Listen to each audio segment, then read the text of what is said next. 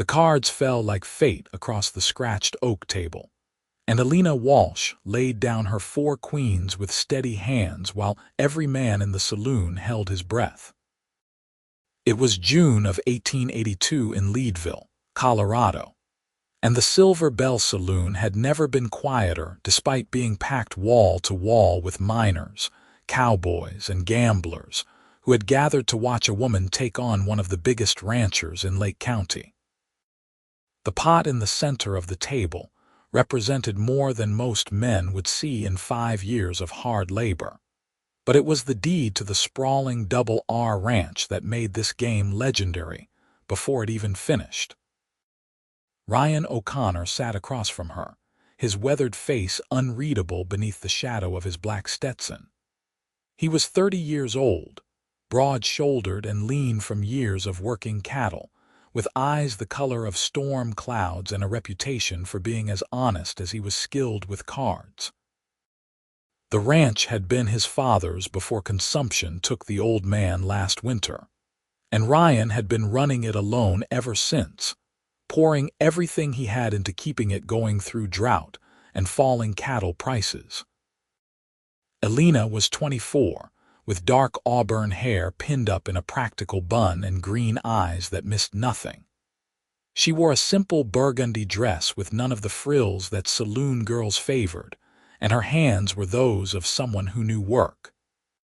She had arrived in Leadville 3 months ago with nothing but a small inheritance and a fierce determination to make something of herself in a world that did not make room for independent women. She had spent those months playing cards in every establishment that would allow her, building her stake dollar by dollar, learning to read men the way they read cattle.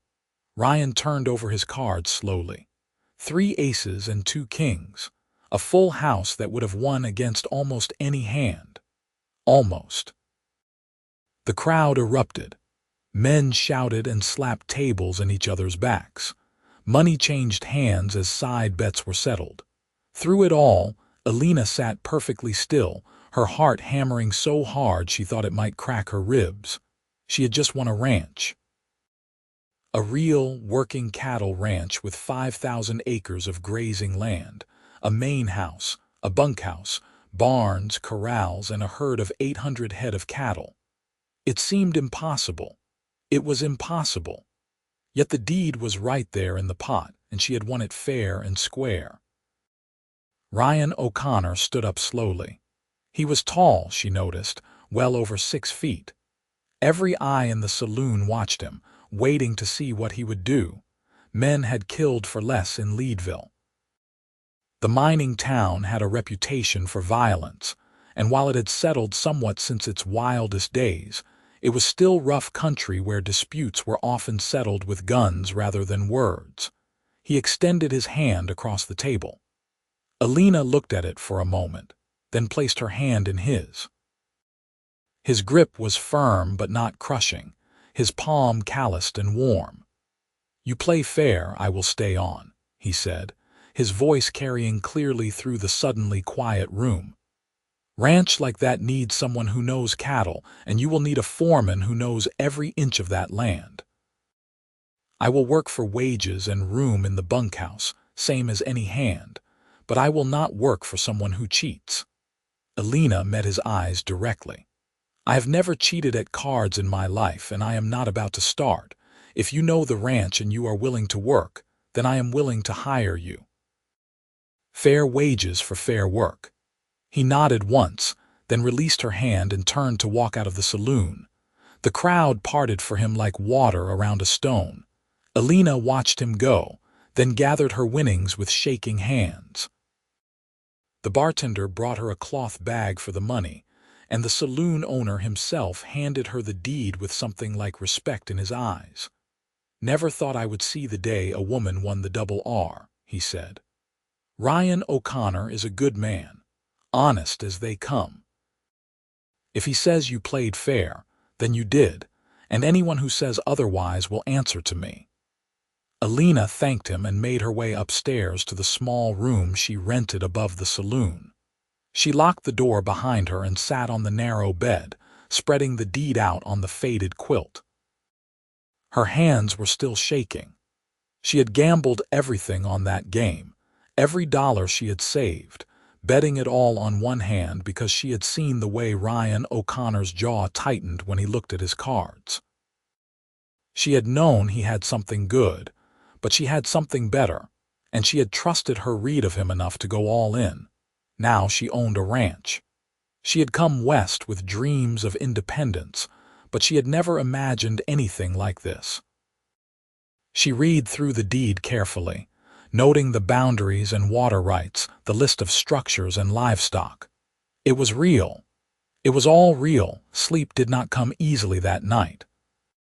She lay in the dark listening to the sounds of Leadville, the laughter and music from the saloons, the occasional gunshot, the rumble of ore wagons heading to the smelters. Tomorrow, everything would change. Tomorrow she would ride out to the Double R Ranch and begin a new life. Dawn came cold and clear at 10,000 feet above sea level. Leadville sat in a valley surrounded by the Rocky Mountains, and even in June, the mornings carried a chill. Elena dressed in her most practical clothes, a split riding skirt and a simple white blouse, and braided her hair down her back. She packed everything she owned into 2 carpet bags, settled her account with the saloon owner, and walked down to the livery stable. She did not own a horse, which was a problem she had not fully considered the night before. The livery owner, a grizzled man named Pete who had watched the famous poker game, solved it for her. "Ryan O'Connor was here at first light," Pete said, spitting tobacco juice into the straw. "Left a horse for you, that bay mare in the end stall. Said to tell you he would meet you at the ranch." The bay mare was a good-looking animal, well fed and well cared for, with intelligent eyes and a calm disposition. Elena approached her slowly, murmuring soft words, and the mare allowed herself to be saddled without fuss. Pete helped Elena secure her bags, then gave her directions to the ranch. "Follow the road north out of town about 8 miles, then turn west at the split pine. Cannot miss it. The tree was hit by lightning years back. Ranch is another 3 miles past that. Good land, plenty of water from the creek." Ryan's father knew what he was about when he claimed it back in '63. Elena paid him for the mare's boarding and rode out into the bright morning. Leadville fell away behind her, the rough collection of buildings and tents that housed nearly 15,000 people at the height of the silver boom.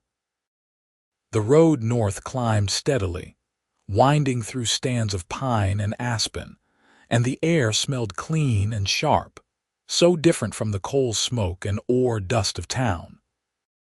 She found the split pine exactly where Pete had said it would be, a massive ponderosa with one side blackened and dead, the other still green and growing. The western road was less traveled, and her mare's hooves kicked up small puffs of dust as they followed it through a meadow dotted with wildflowers. Columbine and Indian paintbrush bloomed purple and red, and she could hear the distant rush of water. The ranch appeared gradually, revealed by the landscape rather than announced. First came the fence line, split rail and sturdy. Then the pastures, where cattle grazed peacefully in the morning sun. Then the buildings, arranged in a sensible cluster around a central yard. The main house was 2 stories, built of logs and stone, with a wide porch and real glass windows. The bunkhouse was smaller but solid, and the barn was enormous, its roof in good repair. Corrals sprawled to one side, and she could see chickens pecking in a fenced yard near a vegetable garden. Ryan O'Connor stood on the porch of the main house, watching her approach. He had changed from his town clothes into work gear, canvas pants and a faded blue shirt, his hat pushed back on his head. 3 other men stood with him, ranch hands by the look of them, watching the new owner arrive with varying degrees of curiosity and skepticism. Elena dismounted in the yard, and Ryan came down the steps to meet her. Up close in the daylight, she could see the lines around his eyes from squinting into the sun, the strong line of his jaw, the way his mouth was set in something not quite a frown but definitely not a smile. "These are the hands," he said without preamble. "Charlie Wade been here 6 years. Tommy Reeves 3 years. Jack Sullivan 2. They are good men who know their work. I told them about the game and that you won fair. They are willing to stay on if the wages keep coming and the work makes sense." Elena nodded to each man in turn. Charlie was older, maybe 50, with a gray beard and the bow-legged walk of someone who had spent most of his life in the saddle. Tommy was young, probably not yet 20, with a sunburned face and eager eyes. Jack was somewhere in between, quiet and watchful. "I am pleased to meet you all," Elena said clearly. "I will not pretend I know cattle ranching. I grew up in St. Louis, and the biggest animal I handled before coming west was a carriage horse. But I learned fast. I am not afraid of work, and I keep my word. If Ryan is willing to teach me, I am willing to learn.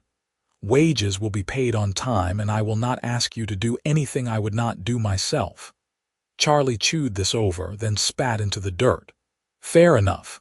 We will give you a chance, Miss Walsh, but ranching is not a game of cards. Can't bluff a steer or read a horse's hand." "No," Elena agreed, "but you can learn their patterns and respect what they are. That much I do know."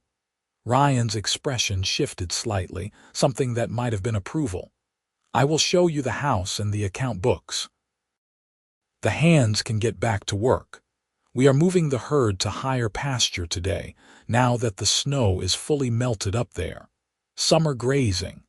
The other men headed toward the barn, and Elena followed Ryan into the house. The interior was dim and cool after the bright sunshine, and it took her eyes a moment to adjust. The main room was large, with a stone fireplace dominating one wall, a long table with chairs, and a kitchen area with a cast-iron stove. Everything was clean but spare, the home of men who had no time or inclination for decoration. Ryan led her to a desk in the corner and pulled out a ledger. "This is everything. Expenses, income, cattle counts, breeding records, sales. My father was particular about keeping records, and I kept up the habit. Right now, we have 812 head, not counting this spring's calves. Most are Herefords, good beef cattle. We also have 30 horses, 20 layers, and 2 milk cows." Elena sat down and began reading through the ledger. Ryan's handwriting was clear and precise, every entry dated and detailed. She could see the flow of money in and out, the seasonal patterns of ranch life. Spring expenses for branding and calving, summer income from beef sales, fall preparation costs, winter feeding expenses. "The ranch turns a profit," Ryan said, standing behind her shoulder. "Not a huge one, but steady. My father was careful, never overextended. The drought last year hurt, but we made it through. The main challenge now is water.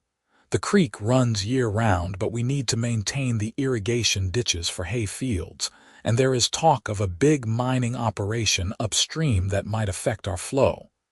Elena looked up at him. "Do we have water rights?" "Yes, filed and registered. But in Colorado, water rights can be complicated and miners have money for lawyers.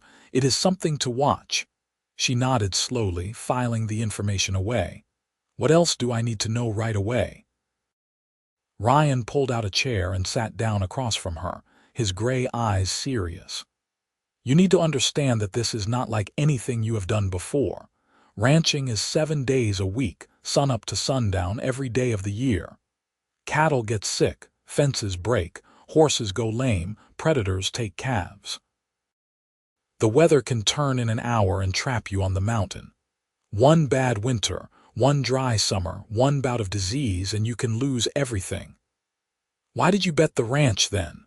Elena asked quietly. His jaw tightened, and for a long moment he did not answer. Finally, he said, because I was tired of barely hanging on, tired of working myself into the ground just to break even. I thought if I could double my stake, I could hire more hands, improve the herd, maybe buy the adjacent property. I had a good hand, should have been enough. But it was not. No, he met her eyes. You had better. And you played it well, did not let anyone see what you were holding until the moment you laid it down. That takes skill and nerve. So I figure if you have that much nerve, maybe you can learn the rest. Elena felt heat rise to her cheeks at the unexpected compliment. Thank you, I will do my best not to prove you wrong. I hope not. He stood up. I am taking the hands up to move the herd. You should come, see the property, see how we work. Can you ride? Well enough. Good. Get yourself something to eat from the kitchen, then meet me at the barn. Wear a coat. It is cold in the high pasture. He left her alone in the house, and Elena took a moment to breathe and look around at what was now hers. The responsibility felt enormous, crushing. 800 cattle depending on her to make the right decisions. 4 men whose wages came from her pocket. Thousands of acres of land that needed to be managed and maintained. She had wanted independence, had dreamed of making her own way, but she had never imagined the weight of it. She found bread and cheese in the kitchen and ate standing up, too nervous to sit. Then she retrieved her coat from her bags and walked to the barn. The mare Ryan had loaned her was already saddled and waiting, and he was checking the cinch on his own horse, a big sorrel gelding with a white blaze. The 4 of them rode out together, Ryan leading, Elena beside him, Charlie and the younger hands behind. They headed west from the ranch buildings, climbing steadily through pine forest that opened into alpine meadows. The cattle were scattered across several hundred acres, grazing peacefully, their red and white coats bright against the green grass. We will push them up slowly, Ryan explained. No point in rushing and getting them agitated. Charlie and Jack will swing wide to the left, Tommy to the right. You and I will come up the middle and keep them moving forward. Just follow my lead and do not let any break past you to double back. It sounded simple, but Elena quickly discovered it was anything but. Cattle were large, stubborn animals with minds of their own.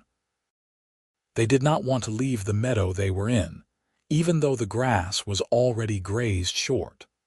They balked and tried to turn aside, and it took constant pressure from the riders to keep them moving in the right direction. Ryan worked his horse with easy confidence, reading the cattle's movements and positioning himself to block their escape routes before they even thought to try. Elena tried to imitate him, but her mare was less experienced at cutting, and twice cows slipped past her before she could react. Do not worry about it, Ryan called to her. Jack will catch them, just keep the main bunch moving. The sun climbed higher, and Elena shed her coat, tying it behind her saddle. Sweat trickled down her back despite the cool mountain air. Her legs ached from gripping the saddle, and her arms were sore from holding the reins. But slowly, steadily, the herd moved up the mountain, following an old trail that led to higher pasture. By midday, they reached their destination, a vast alpine meadow surrounded by peaks still capped with snow. A creek ran through the center, fed by snowmelt, the water so clear Elena could see the rocky bottom. The grass was lush and green, untouched since last fall, and the cattle spread out immediately to graze. Ryan dismounted and walked the fence line that enclosed the summer pasture, checking for breaks or damage. Elena followed him, her legs shaky from hours in the saddle. Charlie and the others rode the perimeter, counting heads and making sure all the cattle had made it safely. This is the best grazing on the ranch, Ryan said, bending to test a fence post. High enough that the grass stays green even in dry years, plenty of water. We will leave them up here until September, then bring them back down before the heavy snows. Saves the lower pastures for winter feeding. Elena looked around at the sweeping vista of mountains and meadows. It was beautiful in a way that made her chest tight. She had never seen country like this, vast and wild and untouched. St. Louis seemed like a different world, cramped and dirty and small by comparison. "It is magnificent," she said quietly. Ryan glanced at her, and something in his expression softened. "Yes, it is. My father used to say this was the closest place to heaven he could imagine. I can see why." They stood in silence for a moment, and Elena became acutely aware of him beside her, the solid presence of him, the way the wind ruffled his dark hair under the brim of his hat. He smelled like leather and horse and pine, and when he turned to look at her again, she found herself holding her breath. "You did well today," he said. "For your first cattle drive. I let 2 get past me. Only 2. Most newcomers would have lost a dozen. You stayed calm and you kept trying. That matters more than getting it perfect the first time." The praise warmed her more than it should have.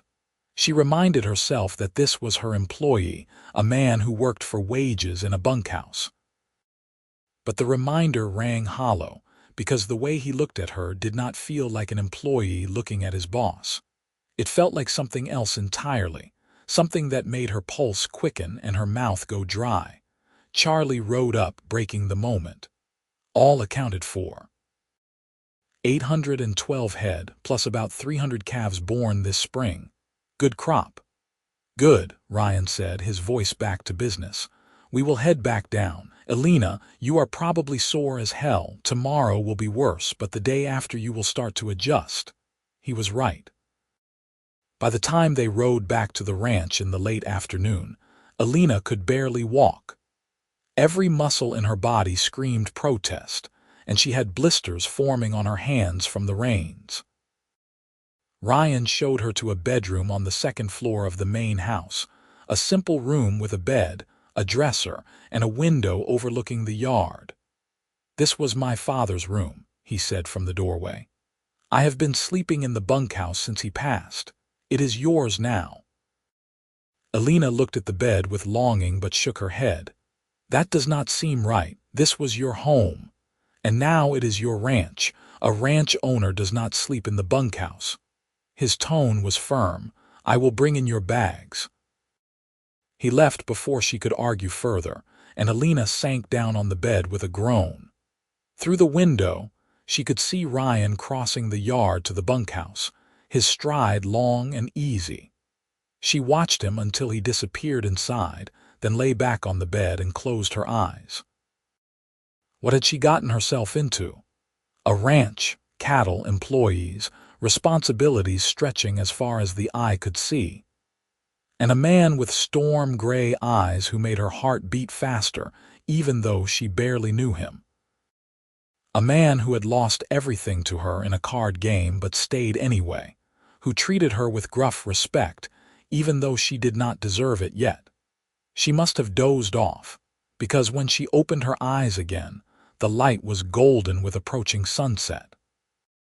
Someone had brought her bags up and left them by the door. Her stomach growled, reminding her she had not eaten since that hurried bread and cheese at midday. Elena forced herself to her feet and went downstairs. The kitchen was empty, but there were sounds coming from the yard.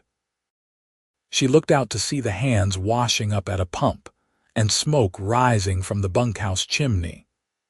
The men took care of their own meals, she realized, which meant she would have to cook for herself or join them, and she was not sure which option was more awkward. She was debating this when Ryan appeared at the door, holding a covered plate. "Thought you might be hungry. Charlie made stew. Thank you."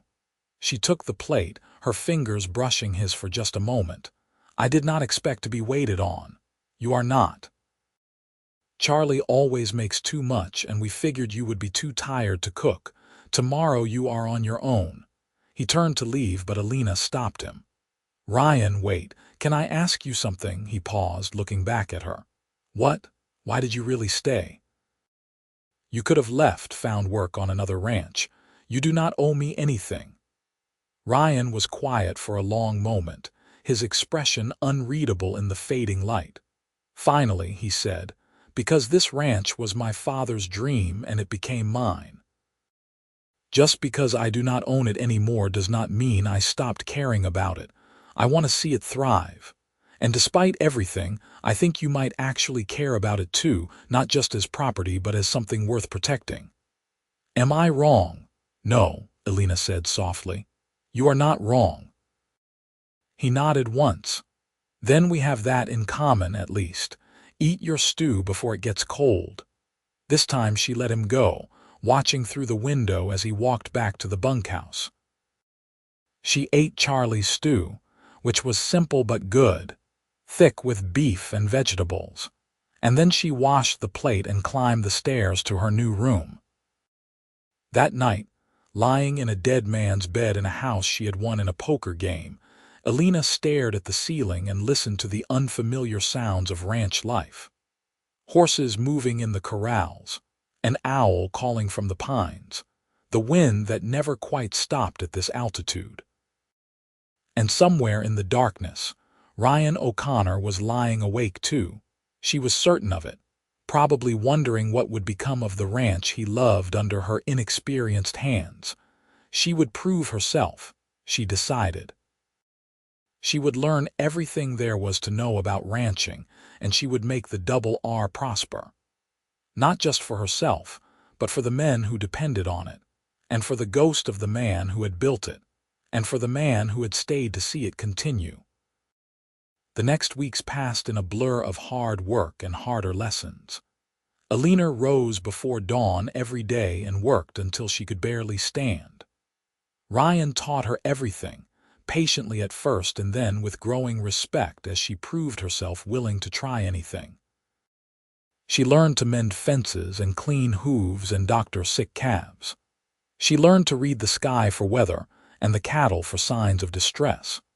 She learned which horses were good for which jobs and how to repair tack and a dozen other skills she had never imagined needing. Her hands grew calloused, her skin tanned, and the soft edges of her city life wore away to reveal something stronger underneath. The ranch hands stopped treating her like a curiosity and started treating her like the boss, coming to her with problems and questions, respecting her decisions even when she had to ask Ryan for advice before making them. And through it all, Ryan was there. Teaching, guiding, occasionally criticizing when she made mistakes, but always fair, always honest. She learned to read his moods, the slight tightening of his jaw when he was worried, the way his eyes crinkled when he was amused even if he did not smile. She learned that he took his coffee black and strong, that he had a weak spot for the barn cats and fed them scraps when he thought no one was watching, that he could play the harmonica surprisingly well on the rare evenings when the work was done, and the men gathered on the bunkhouse porch. She also learned that he never spoke of what he had lost, never mentioned the ranch as his, never treated her with anything but the respect due an employer. And that careful distance frustrated her in ways she did not want to examine too closely. July brought hot days and afternoon thunderstorms that rolled across the mountains with terrifying speed. Elena learned to watch the clouds and get the horses in before the lightning struck. She learned to appreciate the rain that kept the grass green and the creek running, even when it turned the yard to mud and made every chore twice as difficult. One afternoon, a storm caught them out by the south fence line, where she and Ryan had been repairing damage from an elk that had crashed through. The sky went from blue to black in minutes, and the temperature dropped 20 degrees as the wind picked up. "We need to get to shelter," Ryan said, gathering his tools quickly. "These high storms are dangerous." They mounted and rode hard for the barn, but the rain caught them halfway there, a deluge that soaked them to the skin in seconds. Lightning cracked so close, Elena felt the hair on her arms stand up, and her mare shied nervously. Ryan grabbed the reins, keeping the horse steady, and they made it to the barn just as hail began to fall, stones the size of marbles pounding the roof like gunfire. Inside, they stood dripping in the dim light, breathing hard. The horses stamped and blew, and overhead the hail drummed relentlessly. Ryan pulled off his hat and ran a hand through his wet hair, and Elena could not help but stare at him. His shirt was plastered to his chest, showing the lean muscle underneath, and water dripped from his jaw and his eyelashes. He looked wild and alive, and something in her chest twisted painfully. "You all right?" he asked, his voice rough. "Yes, that was close. Too close. Should have been watching the weather better." He shook his head in self-disgust. "Could have gotten us both killed. We are fine, Ryan. No harm done." He looked at her then, really looked at her, and Elena suddenly became aware of how she must look, her hair falling from its pins, her shirt clinging to her body. The air between them seemed to thicken, charged like the atmosphere before the lightning struck. Ryan took a step toward her, then stopped himself. "You should get up to the house, change into dry clothes before you catch a chill." "What about you?" "I will wait here until the hail stops, then head to the bunkhouse." "Go on." Elena did not move. She could not. She was rooted to the spot, held by the intensity in his gray eyes, by the awareness that something had shifted between them in the darkness of the barn. Something that had been building for weeks, unacknowledged but undeniable. "Ryan," she said softly, not even sure what she was asking. He closed his eyes briefly, and when he opened them again, the moment was gone. The shutters were back up, the careful distance restored. "Go, Elena, please." This time she went, running through the hail to the house, her heart pounding. Inside, she stripped off her wet clothes and changed with shaking hands, then stood at the window watching the storm rage. She could see the barn, could imagine Ryan inside waiting, and she wanted more than anything to go back out there, to bridge that distance he kept so carefully maintained, to see what would happen if she did. But she did not. Because he was right to keep his distance, and she knew it. He worked for her. She had taken his ranch. There was too much complication, too much at stake. It would be foolish and reckless to risk what they had built, this fragile working relationship that kept the ranch running smoothly. Except it did not feel like a working relationship anymore. It felt like something else, something deeper and more dangerous, and Elena did not know what to do about it. The storm passed, and the evening chores still needed doing. Elena went out to help, and they worked side by side in careful silence, not looking at each other, both pretending nothing had changed. But everything had changed, and they both knew it. August arrived hot and dry, and the worry about water rights Ryan had mentioned became urgent.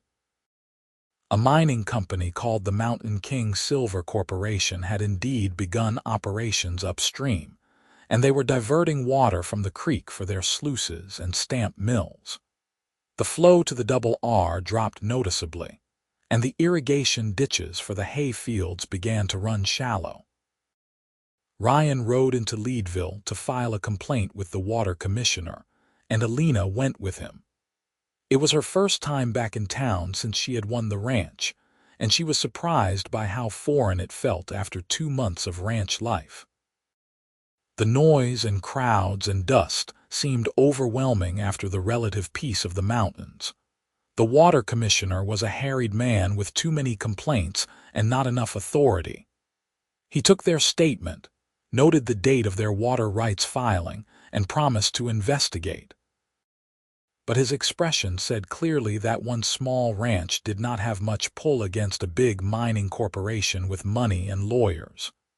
"We will see what we can do," he said tiredly. "But I cannot make any promises. Mining is what built this town, and the corporations have a lot of influence." Outside his office, Ryan's jaw was tight with frustration. "I was afraid of that." "What are our options?" Elena asked. "We can try to get a lawyer, though that costs money we do not have a lot of to spare." We can try to conserve what water we have and hope it is enough to get the hay crop through. Or we can go talk to the mine directly, though I do not expect that to accomplish much. Let us try talking to them first, Elena decided, before we spend money on lawyers. Maybe they are reasonable people who just do not realize they are affecting us. Ryan's expression was skeptical, but he nodded. Worth a try, I suppose. The Mountain King mine was 3 miles upstream, a sprawling operation with a huge derrick, multiple buildings, and teams of men working around the clock. The noise was incredible, the constant pound of the stamp mill crushing ore, the hiss of steam, the shouts of workers. Elena and Ryan found the mine office, a wooden building perched on the hillside, and asked to speak to the manager. They were kept waiting for nearly an hour before a man emerged, middle-aged and well-dressed in a suit that looked absurdly out of place in the muddy mine yard. He introduced himself as Harold Peterson, operations manager, and listened to their concern with barely concealed impatience. The company has water rights too, he said when Ryan finished explaining. Filed properly and legally. We need water for our operations, and there is plenty in the creek for everyone. There is not, Elena said firmly. Your diversions have cut our flow by more than half. We have senior rights filed in 1863. Yours were not filed until this year. Peterson's eyes narrowed. You are the woman who won the double R in a card game. I heard about that. You think you can come in here and tell us how to run our operation? This mine employs 200 men. Your little ranch is nothing compared to that. Ryan's hand moved to his hip, an instinctive gesture toward where his gun would be if he were wearing it. Elena put a hand on his arm, stopping him. We are not trying to shut you down, she said evenly. We are asking you to respect our water rights and leave enough flow for our needs. Surely there is a way to manage the water that works for both of us. There is not. We need what we need. If your ranch suffers, that is unfortunate, but it is not our problem. Now, if you will excuse me, I have work to do. He turned and walked back into the office, dismissing them. Ryan looked ready to kick the door down, but Elena pulled him away. It is not worth it, she said quietly. We will find another way. They rode back to the ranch in grim silence. That night, Elena went through the account books, calculating how long they could last if the water situation did not improve. The numbers were not encouraging. The hay crop was already suffering, which meant they would have to buy feed next winter if the yield was low. That would eat into their already thin margins, and if it happened 2 years in a row, the ranch could fail. She sat at the desk long after dark, trying to find a solution that did not exist. She was so focused she did not hear Ryan come in until he spoke. You should get some sleep. Elena jumped, then turned to find him standing in the doorway, still in his work clothes. I could say the same to you. What are you doing up here? Saw your light still on. Wanted to make sure you were all right. I am fine. Just trying to figure out how to save the ranch from a mining corporation with more money and power than we have. Ryan came further into the room, his expression serious. Elena, you should know that if the ranch fails, it is not your fault. You did not create this water situation. You are doing everything right, but it still might not be enough. She heard the despair in her own voice and hated it. I won this ranch in a poker game, Ryan. One lucky hand. Maybe I do not deserve to keep it. That is not true. He pulled out a chair and sat across from her, leaning forward with his elbows on his knees. Luck got you the ranch, but everything since then has been you. The work you have put in, the things you have learned, the way you have earned the respect of the hands, that is not luck. That is you. Elena met his eyes and felt that familiar pull, that electricity that seemed to arc between them whenever they were alone together. You have been teaching me. Without you, I would have failed weeks ago. Maybe, but I cannot teach someone who does not want to learn, and you have wanted it. You have fought for it every single day." He paused, seeming to struggle with something, then said quietly, "I was angry when I lost the ranch. Angry at myself, angry at fate, angry at you for winning. But I am not angry anymore. Because I have watched you, and I think you might love this place as much as I do." "I do," Elena whispered. "I never expected to, but I do, and I am terrified of losing it. Then we will fight for it, together." He reached across the space between them and took her hand, his calloused palm warm against hers. "We will find a way, Elena. I promise you." She looked down at their joined hands, her heart beating so hard she was sure he must be able to hear it. This was more than employer and employee. This was more than teaching and learning.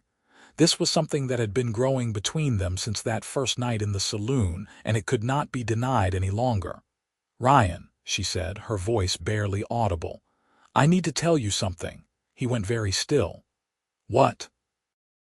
"I think I am falling in love with you." The words hung in the air between them.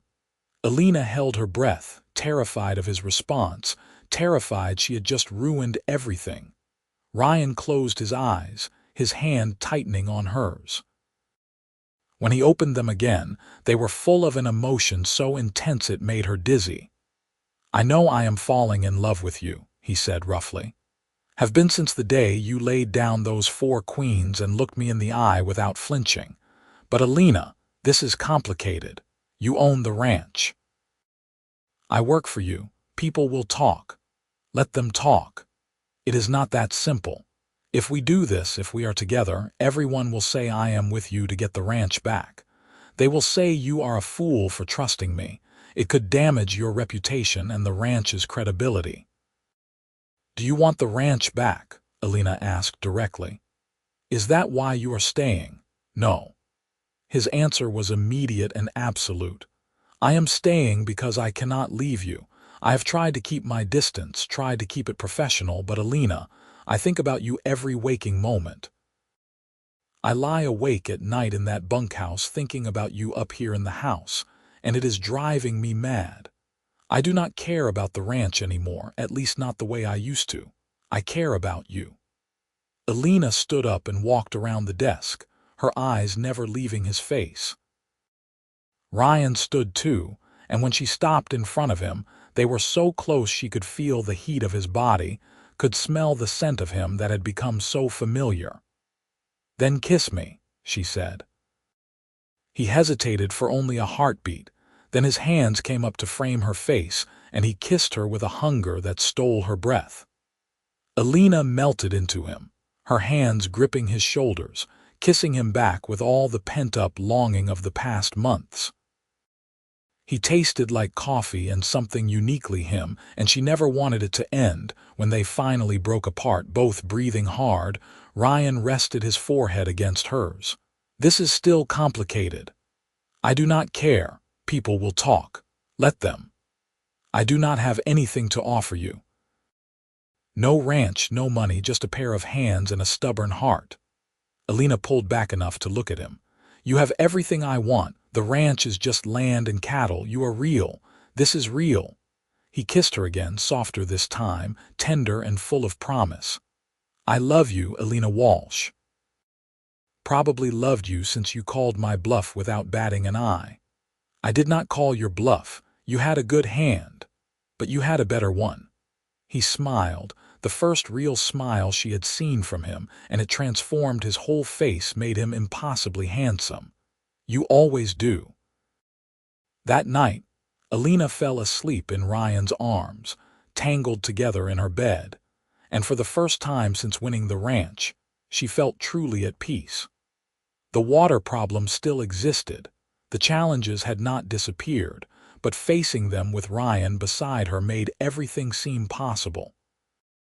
They woke before dawn, as ranchers do, and lay together in the gray light talking in soft voices about the future.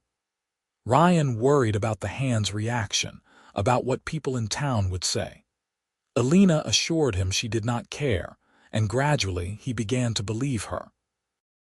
We should probably tell the hands before they figure it out on their own, Ryan said finally. Charlie is not blind, and if I move out of the bunkhouse, they will know something is up. Move in here, Elena said. This should be your home again, our home. Are you sure? People will definitely talk if we are living together unwed. Elena sat up, the blanket falling around her waist. Then marry me. Ryan stared at her. What? Marry me, Ryan. I know it is fast, I know it is unconventional, but I love you and you love me. Why wait? Elena, you cannot just propose to a man you have known for 2 months. Why not? I want a ranch from you in a poker game after knowing you for 5 minutes. This seems considerably more reasonable. She reached for his hand. I am serious, Ryan. I do not need a long courtship or a fancy wedding. I need a partner, someone who will stand beside me and help me build something lasting. I want that to be you. Ryan pulled her back down into his arms, his voice rough with emotion. You are insane. Is that a yes? That is a yes. He kissed her deeply. Yes, I will marry you, Elena Walsh. Crazy, fearless card player that you are. They told the hands that morning over breakfast in the main house, which Elena cooked for the first time. A simple meal of eggs and bacon and biscuits. Charlie, Tommy, and Jack sat around the table looking surprised and uncertain. I know this is unexpected, Elena said, standing beside Ryan. But Ryan and I are getting married. He will be moving into the house, and he will be more than just the foreman. He will be my partner in running the ranch. Charlie chewed this over, his weathered face thoughtful. Finally, he said, well, it is about damn time. We have been watching you two dance around each other for weeks. Thought Tommy here was going to explode from trying not to comment on it. Tommy turned red. I did not say anything. You did not have to. It was obvious. Charlie looked at Ryan. You love her, yes. And you, he turned to Elena, you love him. Yes. Then I suppose that is settled. Congratulations. He raised his coffee cup in a toast, and the other hands followed suit. Jack, who rarely spoke, surprised them all by saying, My sister can make you a dress, Miss Walsh, if you want. She is a seamstress in Leadville. Thank you, Jack, Elena said, touched. I would appreciate that. They were married a week later in a simple ceremony at the small church in Leadville. Jack's sister had indeed made Elena a dress, a beautiful creation in ivory silk with lace at the collar and cuffs. Ryan wore a new suit, his dark hair neatly combed, looking so handsome that Elena could barely breathe when she saw him waiting at the altar. Charlie gave her away, gruff and proud, and Tommy and Jack stood as witnesses. The ceremony was short and sweet, and when the minister pronounced them husband and wife, Ryan kissed her with such tender joy that Elena felt tears prick her eyes. They had a small celebration at the ranch afterward, the hands and a few neighbors who had become friends. Someone brought a fiddle, and they danced in the yard under the stars, Elena in Ryan's arms, both of them laughing and happy in a way neither had been in months. That night, alone together in their bedroom, Ryan made love to his wife with a reverence that made Elena feel cherished and desired and whole. They learned each other slowly, thoroughly, taking their time in the lamplight, and when they finally fell asleep tangled together, Elena knew she had made the right choice. This man, this life, this ranch, it was all exactly where she was meant to be. But the water problem would not wait for happiness. In the days that followed, the creek flow continued to drop, and the hay fields began to show serious stress. Elena and Ryan rode out to inspect the damage and found entire sections of the field turning brown. We are going to lose 1/3 of the crop, maybe more, Ryan said grimly. That is not sustainable. Then we need to hire that lawyer, Elena decided. Even if it costs us, we cannot just let the mine take our water. They found a lawyer in Leadville, a sharp-eyed man named Morris who specialized in water rights cases. He reviewed their documentation, nodded approvingly at the thorough records and agreed to take the case. "You have senior rights clearly established," he said. "The mine is in violation and they know it, but fighting a big corporation takes time and money. Are you prepared for that?" "We do not have much choice," Elena said. "Without water, we do not have a ranch." Morris filed suit against the Mountain King Silver Corporation, and the legal battle began. It dragged on through August and into September, a slow, grinding process of filings and counter-filings and hearings. The mine had expensive lawyers who threw up every obstacle they could, claiming their rights were equally valid, that the creek had plenty of water, that the ranch's losses were due to drought and not their operations. Elena and Ryan spent hours with Morris preparing their case, gathering evidence, documenting the flow rates before and after the mine's diversions. It was exhausting and frustrating, but they worked together seamlessly, supporting each other through the stress. In September, they brought the cattle down from the high pasture ahead of the first snows. The work was familiar now, and Elena handled it with confidence, working alongside her husband and the hands as a team. The herd was healthy, the calves strong, and despite the water troubles, the ranch was surviving. The case finally went before a judge in late September. The courtroom in Leadville was packed with interested parties, miners and ranchers and townspeople who wanted to see how the fight would turn out. Elena sat beside Ryan, her hand in his, while Morris presented their case with careful precision. The mine's lawyers argued their position, smooth and confident in their expensive suits. But when Morris presented the flow measurements, the detailed records Ryan's father had kept and that Ryan had continued, the evidence was overwhelming. The creek flow had dropped by 60% after the mine's diversions began, and the ranch's senior water rights were indisputable. The judge, a silver-haired man with a no-nonsense expression, took 2 days to review everything, then issued his ruling. The mine was ordered to reduce their diversions to allow adequate flow to the Double R Ranch, with specific minimum rates established and monitored by the water commissioner. If they failed to comply, they would face heavy fines and possible shutdown. Elena and Ryan walked out of the courthouse in a daze. They had won. Against all odds, against a huge corporation with money and power, they had won. "I cannot believe it," Elena said, still gripping Ryan's hand tightly. "We actually won." "You won," Ryan corrected, pulling her close. "You were the one who insisted on fighting instead of giving up. You saved the ranch, Elena. We saved the ranch together." They celebrated that night with the hands and with Morris, who joined them for a drink, looking pleased with himself. The lawyers' fees would hurt their bank account, but it was worth it to have their water rights protected. As autumn settled over the mountains, Elena and Ryan fell into the rhythm of married life. They worked side by side every day, managing the ranch with a partnership that felt natural and right. The hands treated them with respect, and the neighbors who had been skeptical about a woman rancher and the man who married her gradually came to accept that the Double R was thriving under their joint management. Elena learned she was pregnant in November, a discovery that filled her with joy and terror in equal measure. She told Ryan one evening as they sat by the fire, his arm around her shoulders. "I am going to have a baby," she said quietly. Ryan went very still, then turned to look at her, his gray eyes wide. "You are sure?" "Yes, the doctor in Leadville confirmed it, due in early June." A slow smile spread across Ryan's face, the kind of smile that made him look years younger. "A baby. We are going to have a baby." He kissed her deeply, then pulled back and put his hand gently on her still flat stomach. "I am going to be a father."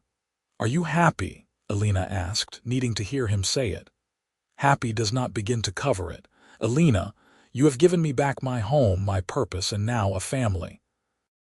I love you more than I thought it was possible to love anyone." They told the hands the next day, and Charlie immediately declared that Elena was not allowed to do any heavy work until after the baby came. She protested, but Ryan backed Charlie up, and she found herself relegated to lighter duties, much to her frustration. Winter in the Colorado Rockies was harsh but beautiful. Snow piled high, and the temperatures dropped well below zero at night. The cattle were brought close to the ranch and fed hay from the barns, the hay that had been saved by their water rights victory. Elena spent more time indoors as her pregnancy progressed, managing the account books and planning for the next year, while Ryan and the hands handled the outdoor work. In the long winter evenings, she and Ryan would sit by the fire, talking about the future, about the baby, about the ranch. Ryan was building a cradle in the barn workshop, carving it from pine with careful hands, and Elena was sewing baby clothes from soft fabric Jack's sister had helped her select. "What do you want?" Ryan asked one night. "A boy or a girl?" "Healthy," Elena said immediately. "That is all I want." "Healthy and strong." "Healthy and strong like the mother," Ryan said, kissing her temple. "This baby is lucky to have you. This baby is lucky to have both of us." Spring came slowly at high altitude, the snow melting gradually through April and into May. By June, when Elena was due, the meadows were green again and the wildflowers bloomed. Her pregnancy had been relatively easy, though the final weeks were uncomfortable, and she was more than ready to meet this child she had been carrying. Labor started on a warm June morning, almost exactly a year after she had won the ranch in that poker game. Ryan sent Tommy riding for the doctor while he stayed with Elena, holding her hand and trying not to panic as the contractions grew stronger. The doctor arrived in time, a competent woman named Dr. Sarah Mitchell, who had delivered half the babies in the county. She took charge calmly, reassuring Ryan that everything was progressing normally, and 12 hours later, just as the sun was setting, Elena gave birth to a son. Ryan held his boy with shaking hands, tears running down his face as he looked at the tiny perfect features, the shock of dark hair, the miniature fingers that gripped his thumb with surprising strength. "He is beautiful," Ryan whispered. "Elena, he is perfect." Elena, exhausted but radiant, reached for them both. "What should we name him?" They had discussed names endlessly over the winter but had never quite settled on one. Now, looking at his son, Ryan said, "Thomas, after my father, Thomas Michael O'Connor." "Thomas," Elena repeated, testing it. "Yes." "That is perfect." Little Thomas was a good baby, healthy and strong as his mother had hoped. He had Ryan's gray eyes and Elena's determined chin, and he was loved fiercely by everyone on the ranch. Charlie declared himself honorary grandfather and could often be found rocking the baby on the porch, singing old cowboy ballads in his gravelly voice. Tommy and Jack competed to see who could make the baby smile first, and even the cattle seemed to low more gently when Thomas was nearby. The ranch prospered under Elena and Ryan's joint management.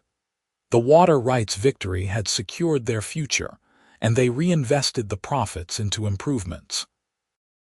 They added to the herd carefully, bought better breeding stock, and made repairs to the buildings that had been deferred during the lean years.